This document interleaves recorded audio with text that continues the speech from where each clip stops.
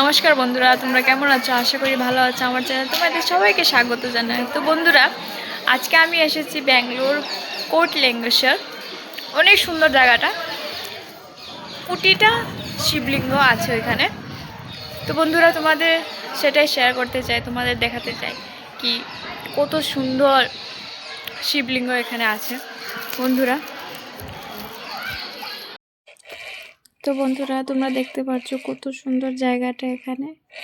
এখানে বড় শিবলিঙ্গ আছে। আর যারা বেঙ্গলোরে আছো তো একবার এসে এখানে নিশ্চয়ই শিব ঠাকুরের দর্শন করে যাবেন বন্ধুরা। আর এখানের জায়গাটা খুব শান্তশিষ্ট, অনেক সুন্দর জায়গাটা বন্ধুরা।